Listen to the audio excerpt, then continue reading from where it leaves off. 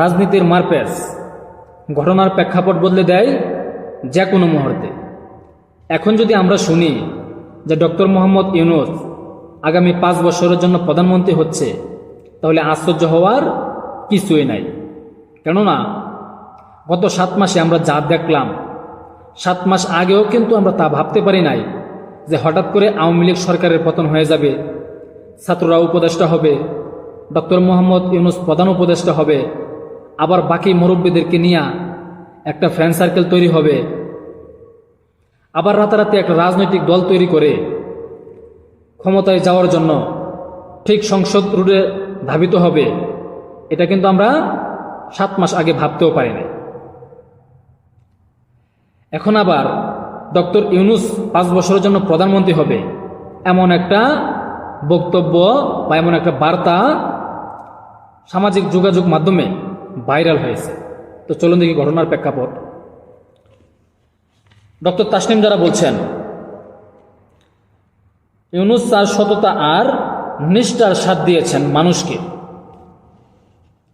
তো ইউনূস তার যে সততা এবং নিষ্ঠার সাথ দিয়েছেন মানুষকে বা জনগণকে, এটা কতটুকু সত্য আমি জানি না, আপনারা জানলে কমেন্টে জানাবেন। হয়তো তারা পাইছে, জনগণ সততার ও নিষ্ঠার সাথ পাইছে কিনা এটা আপনারাই জানাবেন। তিনি বলছেন যে তারা আর ফিরবে না চাঁদাবাজদের কাছে।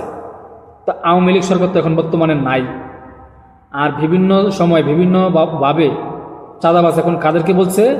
বিএনপিকে। ডক্টর তাসনিম যারা কিন্তু বিএনপিকেই খোঁচাটা দিচ্ছে। হ্যাঁ, রাইট।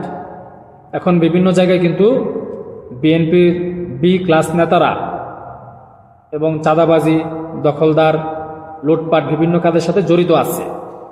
তারেক রহমান কিন্তু বারবার বলতেছে যে বাবা একটু সোজা পথে চলো, আগামী নির্বাচনটা খুবই কঠিন হবে, খুবই ভয়ঙ্কর নির্বাচন হবে। তিনি আরো বলছেন এখন নতুনদের সময়, এখন নতুন বাংলাদেশের সময়। মানে রাজনৈতিক যে দলটা তৈরি হচ্ছে তারা যেন ক্ষমতায় যায়, এখন নতুনদের সময়। চাঁদাবাজদের কাছে তারা ফিরবে না, নতুন বাংলাদেশের সময়। ডক্টর তাসনিম জারার বক্তব্য ছিল এটা। উনি একজন ভালো ডাক্তার, ইনি যুক্তরাষ্ট্র প্রবাসী, বর্তমানে বাংলাদেশে তিনি উপস্থিত এবং জাতীয় নাগরিক পার্টির একজন প্রভাবশালী নেত্রী। তো আমি মনে করছি যে এই পুরোটাই একটা মেট্রিকুলাসলি প্ল্যান। কেননা কয়েকদিন আগে আমরা দেখতে পেলাম সার্জিস একটা স্ট্যাটাস দিল যে ডক্টর ইউনূসকে আগামী 5 বছরের জন্য প্রধানমন্ত্রী হিসাবে দেখতে চাই। আবার পিনাকি বলল যে জাতীয় সরকার গঠন করার জন্য ডক্টর ইউনূস প্রধানমন্ত্রী এবং তারেক রহমান উপপ্রধানমন্ত্রী বানিয়ে একটা জাতীয় সরকার গঠন করার জন্য। এই যে কথাবার্তাগুলা এবং বিভিন্ন অ্যাক্টিভিটিস, বিভিন্ন বক্তব্যগুলা একে একে দিয়ে যাচ্ছে, তো এই ঘটনাগুলার প্রেক্ষাপট কি দাঁড়াচ্ছে? যে ডক্টর মোহাম্মদ ইউনূস কি 5 বছরের জন্য প্রধানমন্ত্রী হবে? আবার হলে হতেও পারে। তিনি বর্তমানে অন্তর্বর্তী সরকারের প্রধান উপদেষ্টা।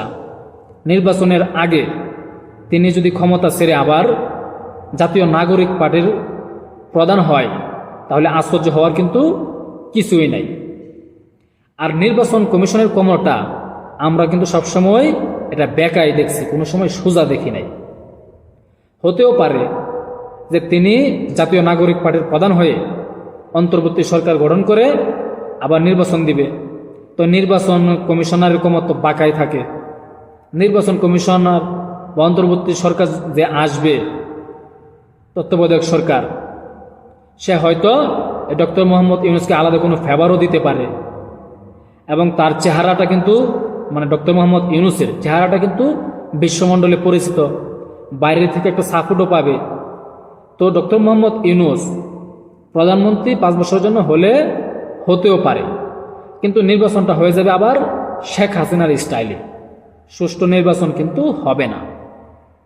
কেননা শেখ হাসিনা যেভাবে নির্বাচন দিত, নির্বাচন কমিশন ঠিক ওইভাবেই কাজ করত, যে নির্দেশনা শেখ হাসিনা দিত। তো ডক্টর মোহাম্মদ ইউনূসও যদি উইরা আয়সা জুড়া বসলো, আবার শেখ হাসিনা স্টাইলে নির্বাচন দিয়ে 5 বছরের জন্য প্রধানমন্ত্রী হয়ে যায়, অসম্ভবের কিন্তু কিছু না। কারণ একটা জরিপ কিন্তু উঠেছে, সার্জিস একটা স্ট্যাটাস দিল, এখন আবার ডক্টর তাসনিম দ্বারা স্ট্যাটাস দিল, পিনাকি ভট্টাচার্য বলল জাতীয় সরকার গঠন করতে। তো এই যে একটা ম্যাটিকুলাস প্ল্যান তৈরি করা হচ্ছে ডক্টর মোহাম্মদ ইউনূসকে 5 বছরের জন্য ক্ষমতায় রাখতে, আপনারা কি মনে করেন যে তিনি কি 5 বছরের জন্য ক্ষমতায় থাকবে নাকি থাকবে না? আপনারা চান কি চান না? কমেন্টে জানাবেন। আসসালামু আলাইকুম।